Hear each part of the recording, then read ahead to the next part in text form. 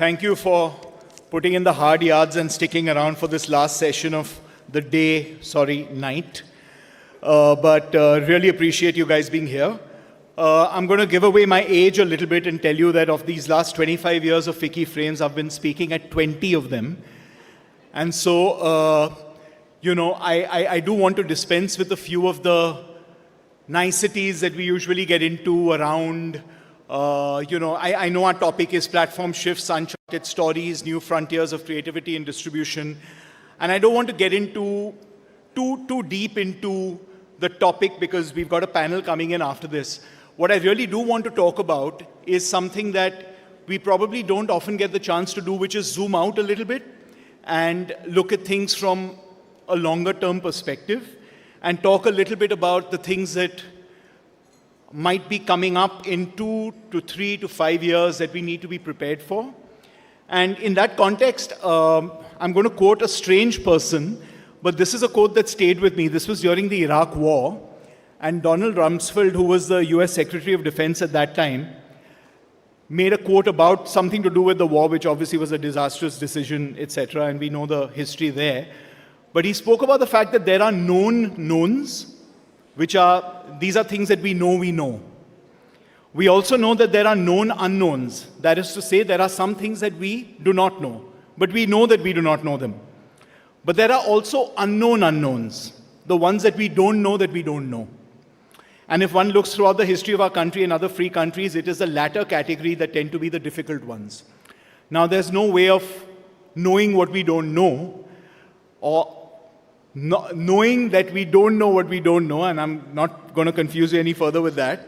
But I thought that in this time of flux and uncertainty, when we're all talking about shifts all around us, right? Our topic is platform shifts, uncharted stories. The very topic gives you a sense that there's a little bit of a sense in our industry, which I at least haven't felt for a long time, which is that we're in uncharted waters. The platforms are changing, the distribution models are changing, the audience is changing, this new technology, AI is coming in, which we now know that we are not going to be fully capable of handling and having in our control. It'll grow in ways that we have no idea about. And so there is a certain amount of trepidation amongst people around where is all this going. So I just wanted to go over some of the known knowns, right? Things that we know that we know. Digital is now central to our lives, and there's no doubt about that. And within India, AVOD dominates, which is the advertising video on demand model. SVOD is definitely growing, but we know that unlike many other developed countries in the world, we are an advertiser-driven model, not a subscription-driven model. And digital is growing by leaps and bounds. Regionalization has increased to a large extent where today you always had the southern film industries being very strong. But today, at least in India, you've got very, very strong regional markets that have business models unto themselves completely, a creative ecosystem that is completely unique to them, and ways of doing business that are also quite unique to them, despite the fact that now you've got large global players coming in and working across geographies. Social media is pretty much ubiquitous, and we are all living in parallel content universes. Each one of us as an audience is living in our own, echo chamber, which is driven by an algorithm understanding of who we are as people, and therefore is feeding us content that if you look at the social media feed of even your closest friend, it'll be nothing like yours because you're being fed what you have been shown to like, right? So I think increasingly, we are living in very, very fragmented content universes, each of us independently, and we're actually curating that content based on the things that we gravitate towards. The theatrical experience, which after COVID was under threat and people were talking about our theaters ever coming back, etc., is very, very much in existence. Yes, it will take a little while and it will take a little more thought from people to figure out what it is that audiences really want to watch in a theatrical space. But just going by the last couple of years, you've got, in fact, in the last few months, I'd say, you've had Sayyara, you've had Mahavatar Narasimha, and you've had a Japanese anime film called Demon Slayer. All completely wildly different films doing spectacularly well at the box office, right? And that actually tells you that if you give audiences something compelling, something unique, something differentiated, they will come to watch. Streaming dominance, obviously, around the world. When you just look at 7 to 10 years ago, streaming was something that was still in its infancy. Today, it pretty much is dominating. I know we had a panel right now about the linear model, and I know India is quite different when it comes to linear. But there is a sense overall, just looked at in the global sweep of things, that linear is declining and streaming is growing. And that just is because of the preponderance of the consumer convenience that streaming gives you. You will be going towards streaming. But in India, it is hybrid viewing right now. The growing demand for live experiences. Today, you've got so many people thirsting for that human-to-human connection, and therefore, live experiences have become that much more in demand. Concerts are doing better, plays are doing better. People have much more disposable income, and they want to be able to spend it on things that bring them together, rather than sitting and scrolling only. We have devalued content to a large extent because of the fact that, and this has happened because of technology. Earlier, we used to have to go to seek out a film or seek out a show and make an appointment with ourselves to watch it. But today, all the content ever available to humanity is at our fingertips on the flick of a switch with around 7 subscriptions, right? That actually makes you flirt with content now. You don't have to commit to watching something because you've got the DVD from Blockbuster or because you've made an appointment to watch it at 9 p.m. It's pretty much on demand. Global content crossovers are happening much more. Hopefully our time will come. You've had the Squid Games and the Parasites, etc. happening much, much more, especially from the Far East. Consolidation is happening at the corporate level. I was just talking to Arjun about that, and the fact that in the US there's been massive consolidation. There's been massive consolidation here in India as well. So you will increasingly have many fewer players being the gatekeepers to the media and entertainment ecosystem. And that with the dichotomy of the fact that today every single person is also a content creator. So your gatekeepers are fewer, but actually each individual person is a curator and a creator of content also at the same time. And whether we like it or not, content sensitivity is heightened. And here I'd say we're not alone. It's happening around the world. When you look at Jimmy Kimmel in the US, that would never have happened a few years ago.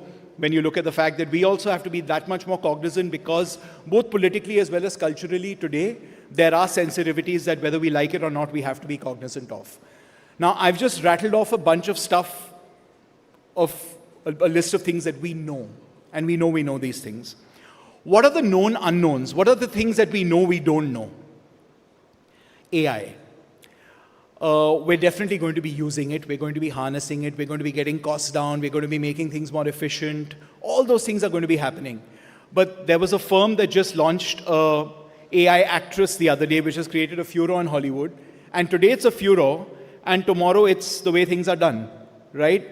It's not something that we're going to be able to run away from. It is the reality of the future. What I guess we definitely don't know is how audiences are going to react to this. How much they're going to demand authenticity and reality versus an AI-created, piece of content, and whether that is going to be a differentiator or not, we don't know. Regulatory guardrails for AI, are they ever going to come in? Are there going to be regulations that have some teeth that come in? There are moral and there are ethical issues that are a dime a dozen today when it comes to music, when it comes to character rights, when it comes to world creation, when it comes to all kinds of things. But how active are governments going to be going forward to be able to actually put those regulations into force? And has the bird already flown the coop? Is it already too late? We don't know. Which content formats will survive? If you told someone 15 years ago that a thing called a DVD will not exist, they would have laughed at you, right? There's a whole home video industry that's just been decimated before our eyes in the last few years. Today, things that we take for granted might not actually be around 5 or 7 years later. We have no idea. How much will Indians be willing to pay for OTT subscriptions beyond a point? What is the depth to which we will be able to go in terms of getting people to pay for content? We've been famously unhappy paying for content, right? We're not a nation that enjoys paying for content. We much prefer getting our content free, and today there are many AVOD ways for that to happen. How much will the SVOD market grow? That's another thing that we don't know. And what role will emerging markets like India, Africa, and the rest of East Asia have in the future? Will we be the dominant creative forces 20, 30, 40 years down the line? And I'm just quickly going to go over the unknown unknowns because this is something that we have no clue about. Will there be new creative mediums altogether? Streaming didn't exist a few years ago, and today we can't imagine life without it. Will there be something completely new? Will there be neural and sensory experiences through which you consume, content in the future that we don't even, understand today? Will there be a collapse of trust in AI content? AI right now is something that is the buzzword, but are people going to feel like, okay, we don't want to consume AI because we want real experiences? Again, this might be partially wishful thinking, but who knows? That could happen, right? Will there be an unforeseen platform collapse? Will there be a complete shift in audiences culturally away from technology as a reverse sort of reaction to their lives being inundated with technology today? Will that happen in the future? And so, given all these factors of that actually denote the flux that we're in right now, here are a few things that I think that we can do going forward. Double down on content creation, focus on who we are, what we know to do best. And I know it sounds like a bit of a cliche, but it's a cliche because it's true that any format you talk about, from a long form series format to a theatrical format, to a microdrama, to a short film, to a reel, what unites them all? Great material. What is the one thing that gets something to go viral on any of these formats? Something great in terms of content. And I think as content creators, as a content creator community, the best that we can do is just create good stuff and hopefully find the right format for it and the audiences will come. Embrace AI as an aid rather than a replacement. Find ways in which it can help us cut costs, find ways in which it can help us move forward in terms of taking our narrative to the next level, faster, cheaper, but without compromising on authenticity. Self-regulate, build our own guardrails around that. Invest in building audience intelligence, trying to understand who our audience really is rather than thinking of them as monolithic groups of people, the elder audience, the youth audience, the Gen Z audience. Today, because they're so fragmented and living in their own content ecosystems, they're very, very different subcultures within each one and understanding them. And protect our IP because going forward, that's what's being used to create the learning for all these new technological tools that we're having to face in the future. So again, given all the knowns and the unknowns that I've spoken about, the most famous line about knowledge in the entertainment industry was William Goldman's line about nobody really knows anything. So I'm going to end with that and say, let's go forward and embrace the future with a healthy sense of, knowing that nothing is forever, but at the same time just putting ourselves down and saying, we will make great stuff and audiences will come. Thank you.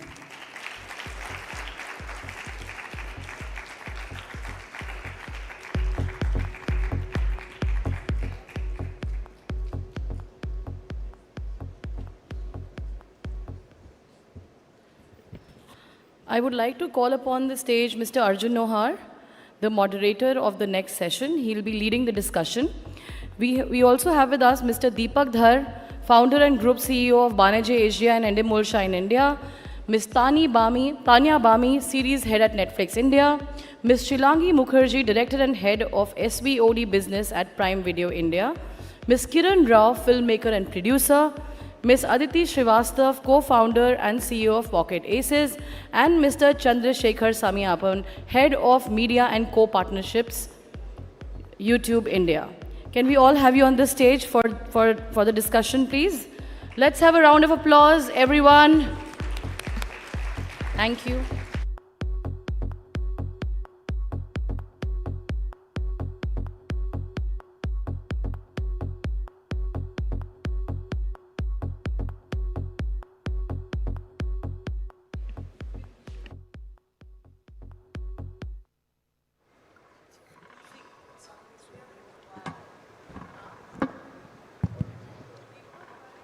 Thank you, Siddharth, firstly, for that really riveting and thought-provoking talk.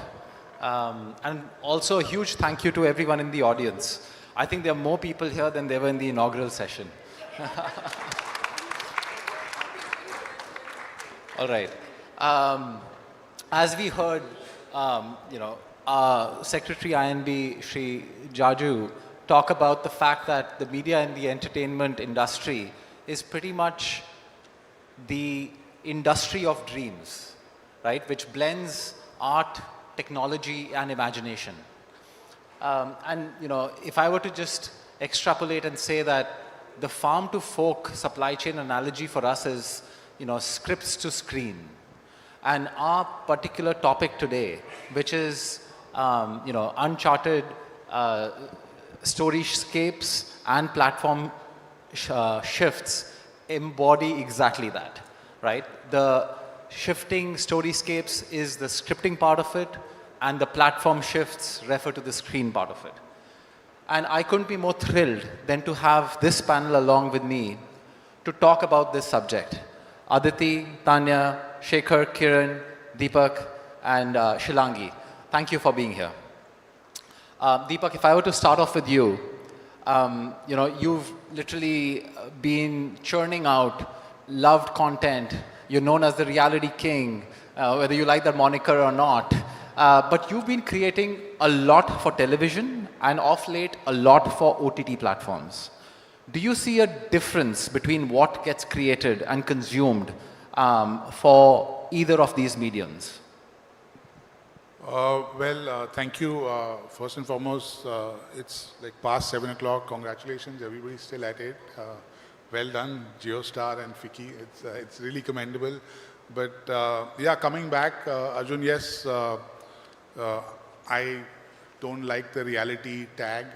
It's very, doesn't feel, something that I'd envisioned at when we started. But yes, we do create a lot of, reality content. But in this evolving world, we're also, trying to figure what's the next format, what's the next story, which platform, linear, TV. Of course, there's a lot of, I would say, interesting confusion out there. And in that interesting confusion, we find the method to really land the next big show, series, story, or a format. So for us, the process is, I would say, our last show has to be very different from the next show. So that's what our little method to this madness is, that that try and aim at keeping the development slate as varied, so that we are constantly on our toes and we are trying to trying to innovate and trying to build the new the shows or the new stories. And do you think that the shows that you create for television and OTT, are they different in character, or they tend to be the same? The audiences are overlapping and they consume similar shows despite the medium? Well, I think in the last 2-3 years, we've now evolved in a very hybrid model, right? I mean, we never thought this is going to be so hybrid. We thought there's going to be linear TV, and this is going to be SVOD, and now there's AVOD, there's, the regional side of the world as well. So obviously, things have evolved. I don't think this was designed or this was imagined in that manner. But a bunch of our shows that we produced, case in point being Big Brother, Big Boss, runs on digital first. It runs on TV right after digital does supremely well on both. It explodes on social media right after the digital broadcast. So it's getting consumed in a manner that everybody is trying to get a piece of that action.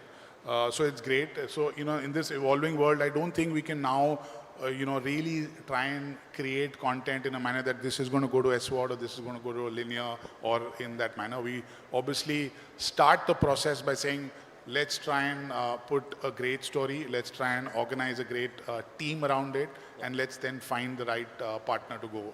Got it. So sticking to the theme of script or Uncharted Story-Scapes, Tanya, I'll bring you in over here. Netflix has been creating some marquee programming in the country. You've been at the forefront of leading those efforts. It's also given a voice to indie filmmakers, indie short form as well as long form scripted dramas.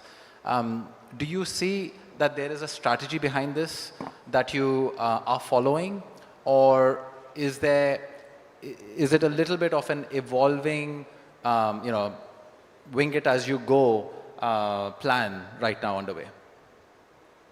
I wouldn't really call it winging it. But I think we're intentional about the innovation. I don't think innovation is optional anymore. I think the audiences are evolving so fast. I mean, just before this, we were talking about AI coming and changing the game. And I think AI comes secondary to the audience and their taste. Their taste evolves given the the options available. So is it possible for us to really stick to a model, or really should the model be innovation? And I think that's the true North Star, because just like your moods change, your content preferences change, your mode of consumption changes, to Deepak's point, and then how can you really have a one-size-fits-all approach? So whether it's, experienced voices who bring, a real gravity like Black Warren brought with Vikram's, vision. Similarly, like, the newest sort of voice on the block is Aryan Khan's with Bads, and that's really, I think, created a large cultural moment. I think whether it's, a 1 hour, episode, or a half an hour Mamla Legal Hai comedy experience, or a 1 hour Kapil Sharma episode, I think the experience is for the audience to choose. I think that the true sort of testimony to the diversification of the audience is to really go after these micro groups, or whatever size they may be, and I think that affinity to their content taste, to really giving them those options, provides love, provides connection for a brand, for content, and that is the true North Star for us. So we're intentional and extremely strategic about that. Excellent. Thank you for articulating that. And it does kind of tell itself in how you see audiences now consuming what is traditionally considered to be linear television shows and programming on OTT platforms. So that's, and in fact now, even going to now, beyond that to sports and some of the live programming over there. Yeah, it's just that I don't know if audiences look at it like that. I don't know if they come to a platform and say, I go to one place for just this. Like, even the migration of stores to malls is because you really do want everything everywhere. So why must you come to Netflix and only expect a kind of content? We've always said, India is our audience. There is no Netflix audience. So from India, what is it that we're really catering to, and what's the outlook? That's really the true North Star for us. True, and that kind of segues well into platforms, right? If India is your audience, you want to make sure the platform that is ubiquitous and available and accessible to everyone else. So Kiran, I'll bring you in over here. You've created content and championed a lot of independent, cinema. OTT platforms have definitely given a platform to amplify that, make it more accessible than what screens would have been able to give. Considering they're underserved, considering that these are not high, decibel blockbusters, you would just not, get barely any slots over there. Do you think regional independent storytelling now finds, more audiences, more visibility off the back of, the OTT platforms, and, kind of the genie's out of the bottle? That is purely where you as an independent, and you speaking for the cohort of independent producers, prefer as the first port of call to release your productions? I do believe that streaming has been responsible for us discovering all the cinemas of our country. Where we would otherwise hear of these films, there was never a way to actually watch them. And I think they've done a huge service in connecting the industries of the country. And we now know that the best cinema from across the country will find a home that you can then finally discover on streaming. I have a point of view that is perhaps debatable, but I do think what that has done is that it's made us all so much more literate and aware of regional films that we now are looking to go out and watch them in cinemas. I think cinema footfalls have risen as a result for many, many regional films as a result of OTT. So it's, I don't think that they would necessarily always be the first port of call, depending on the kind of film they are, whether they do see theatrical as a potential and a possibility. And we do know now that there are films that are more sort of natively theatrical films than not. And those films, I think, will continue to go to cinemas. But certainly for smaller and independent filmmakers, streamers are the great big hope. We do hope to be able to find a place on any of the big streaming networks, because This is, otherwise the cost of getting to a cinema is prohibitive, to reaching your audience, to actually marketing to that audience is prohibitive, and you do know that here you have a showcase that the whole world is looking at and has access to. So I do think that both actually play a part. Yeah, I completely agree on that. I think it's not one over the other. It's an and problem or an and solution. Shekhar, interestingly, you recently had one huge blockbuster film go to YouTube first. We're not asking for statistics over here, but do you feel that this is something that augurs well for the future of decentralized distribution? Do you think this again is an and solution and or solution? Would you, as a platform, want to court more producers of cinema to first consider YouTube than theatrical windows? What has been your experience, speaking for YouTube India, and what would be your advice to the film fraternity? Yeah, no, firstly, thank you for having me here, and good evening, everybody. And thanks for the promotion as well. That was a lovely surprise. No, okay, over to your question. I think the way we think about it is when you look at independent filmmakers or production houses today, and Kiran was sort of referring to that as well, there is good quality storytelling, right? The challenge is on the distribution side. People are not able to reach the audiences they want to reach to. They don't have control of the content. They don't have control on the distribution, right? And I think that's where YouTube sort of steps in, right? We are able to offer filmmakers, and I talk about filmmakers here in a very broad sense. I mean, we have Aditi here, who's been creating content on YouTube and some of the other platforms as well. But it's for all the individual creators or media companies or production houses, they are able to gain control of the IP, and they are able to figure out the distribution strategy that makes sense for them. And I think here is how it works, right? So when you think about YouTube, we are a vast platform. We reach to about 3/4 of, all of internet users in India. So it's easy for whether it's a regional film or a niche film for them to find that audience, right? We are able to take them globally. And today we are seeing a lot of, movies getting dubbed, a lot of creators dubbing their content. In fact, the fun fact is the largest channel, that most subscribed channel last year was actually Mr. Beast. And that was primarily because he dubbed his content in Hindi, right? So we are also seeing a lot of content creators being able to go to global because of that. Siddharth referred to formats, right? And I think the formats have really broken down, right? It's no longer about a single video, and I think we need to start thinking about it a bit differently. It is about what can you do with shorts, what can you do with live, what can you do on podcast, right? And things like that, right? So I think that paradigm is sort of shifting from a single video to say, how do I build a community? How do I build a fandom? And I think that's very important. And we are seeing good examples. I mean, you spoke about Setare. We are also seeing creators like Kusha Kapila, who uploaded a movie recently called Worth, and which did about 7 lakh views. We are seeing B Unique, did a couple of movies as well. And there are Badipa who's doing stuff on regional, right? Marathi web series and short films. So there's really democratization of content, and I think Siddharth referred to that as well. And it's really about you finding that unique audience within the larger community. And I think we as a platform pride ourselves in able to offer that, offer audiences to content creators. And I think it's not about a single film, or it's not about a single creator. It's about how do I get more diverse sort of content creators across the board. And we really want to sort of build that capability, whether you're an individual or a production house. Yeah. So you spoke about formats. So Shilangi, I'll bring you in over here.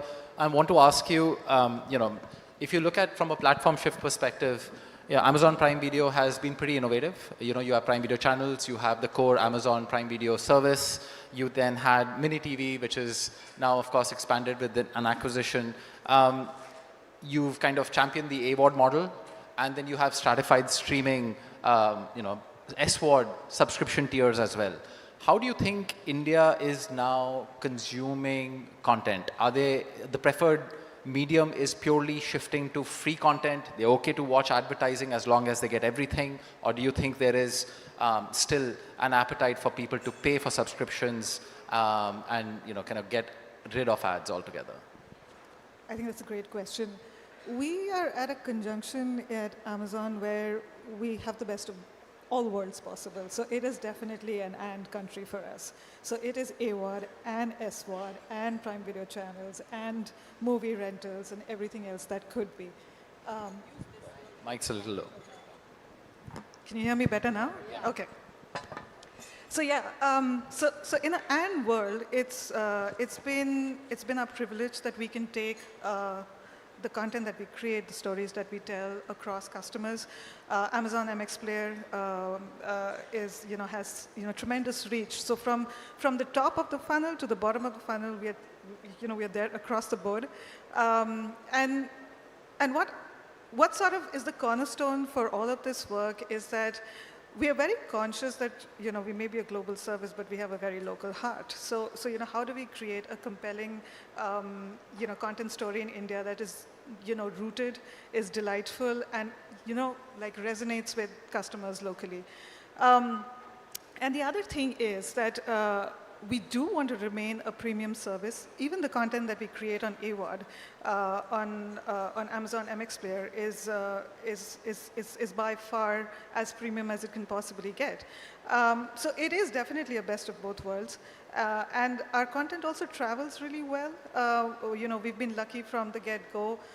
Just to give you an example, like the our originals program in South, like 50% of our viewership is outside of the home state.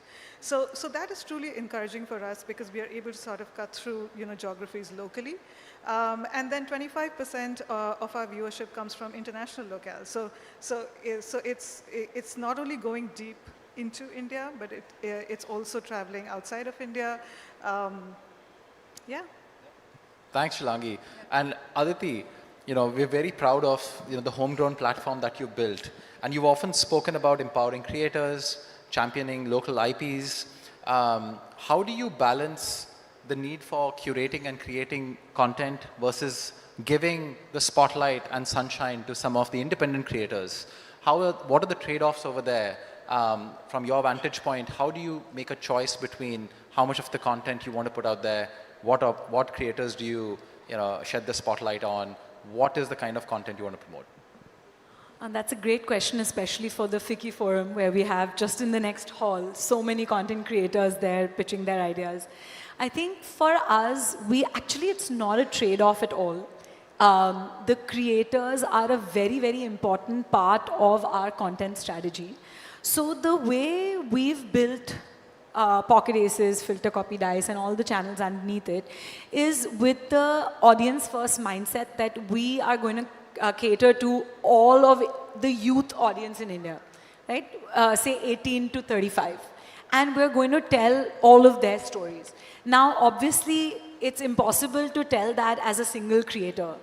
We cannot know the experience of urban youth in metros and youth in different parts of the country or in different socio-economic backgrounds. So that's where our creator-led strategy comes in, where we are partnering with different people to be able to tell stories from where they come from and what is authentic to them. And they're able to then bring that authenticity via us, either on our own channels across YouTube and Instagram, etc., or across our partnerships with the platforms, whether it's Netflix or an Amazon or a Z, Jio Hotstar, etc. So I think for us, it's not a trade-off. It's the way for us to be able to tell differentiated but authentic stories at scale. So, when we started out from scratch, what really mattered was that we should be able to touch millions of people with our content. And, the long-form content only is a very hits-driven business that, you make one, and if it works, then it's great. But if it doesn't work, it still takes you a couple of years to make the next one. So for us, the entire goal was, while we also focus on long form to tell the deeper stories, can we also do a volume of content, which touches people every day? Today, just our own channels, we're doing about 50 pieces of content a day. And across our network of creators, we're reaching to about 250 million people every week. right? So I think that's the beauty. It's a truly platform agnostic approach. And we're able to hopefully leverage the best that every platform has to offer and be a great medium between what our creators have to give. We have the business models in place, whether it's SVOD or AVOD. And, you know, by default have the various formats under the belt, whether it's podcasts or microdramas. Of course, focus being on shows and, you know, short video. Congratulations on that, firstly, on everything that you built and the journey that you've been on so far. You know, the time up thing has been flashing since the second question was asked on the panel. The panel knows what I'm talking about, and I can understand why. But instead of going through other questions, I think as stewards of the Indian M&E, you know, business, so to speak, you all represent hugely impactful platforms. A lot of us consume daily, you know, sometimes hourly on. What would be your wish list? If I were to end the discussion just with one, if you had, you know, Santa's going to be visiting in 2 months, you had one ask of him, what would be your, you know, ask for the Indian M&E ecosystem to really flourish and mature? Aditi, we'll start with you. We'll just go down this row. I think if we could solve the distribution problem for long-form content, as we said, you know, fewer gatekeepers or platforms, or the, you know, the supply side is huge.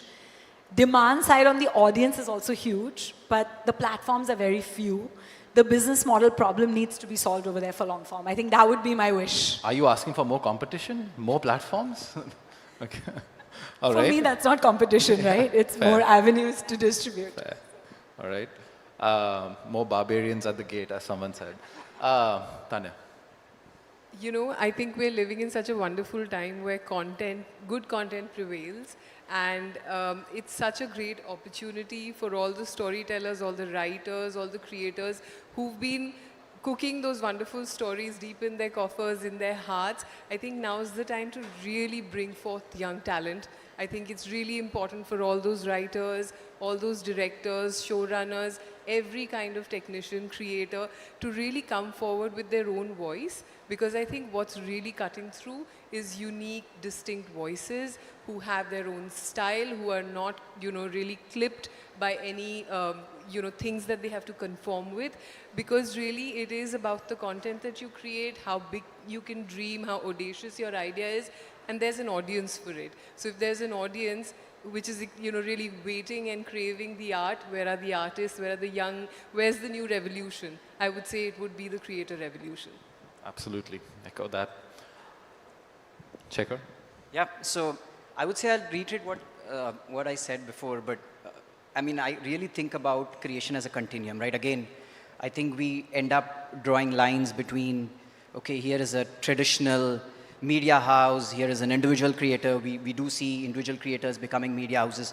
So I really want to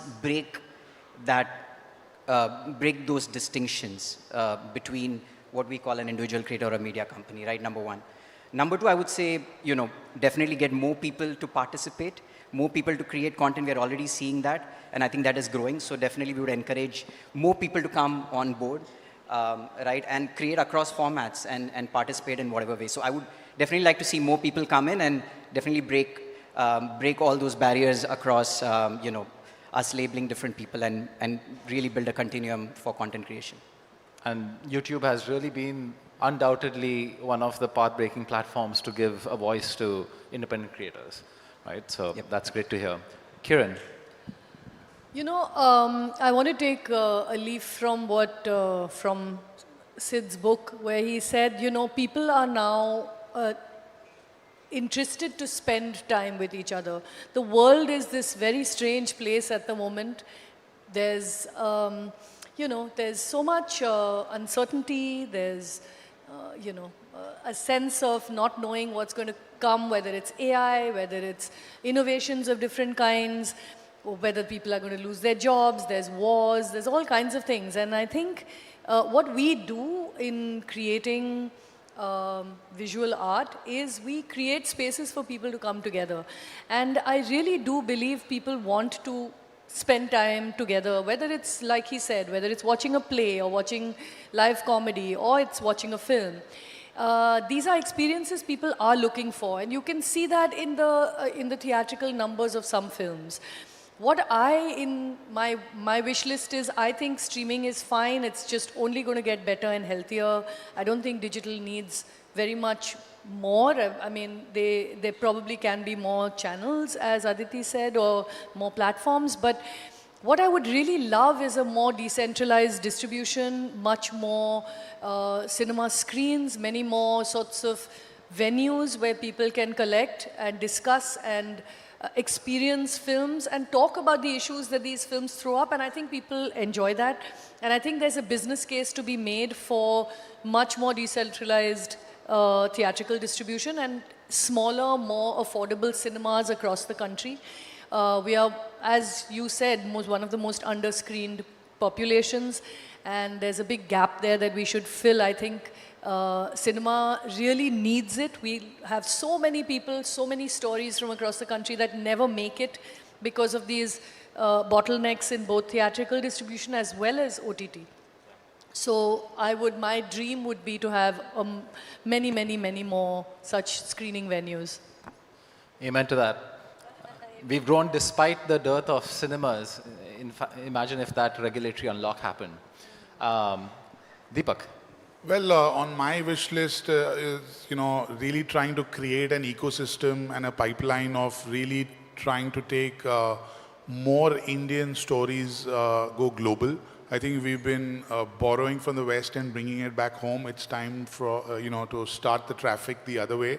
I think now I see the runway in place for making this possible at a more consistent timeline. And I think thanks to Tanya and Shilangi at Netflix and Amazon, this is possible now at a more consistent level. So it's great to see that we can get more and more creators to start thinking of local ideas with a hopefully a global perspective. And I think there was a time of a phase of Scandinavian content. There was a phase of Turkish content. There was a phase of Israeli content. There's been a phase of Korean content. Yeah, I think now is the phase for our Desi content as well. So hopefully to that. Yeah.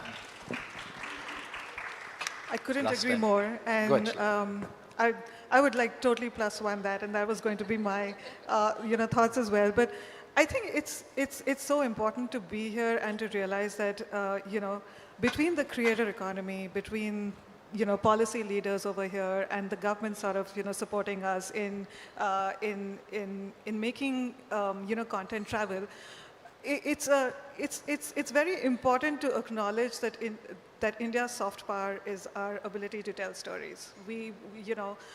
We're so culturally strong, and we have so many stories to tell in such a segmented audience, in so many languages. There is just so much that can be done thematically that we do need to take India out and make it and have a lot more breakout titles. So breaking out globally and totally echo what you said. I think that's the need of the hour. This is the right place. We're all together, and we should just make that happen. Thank you for all the wish list over there.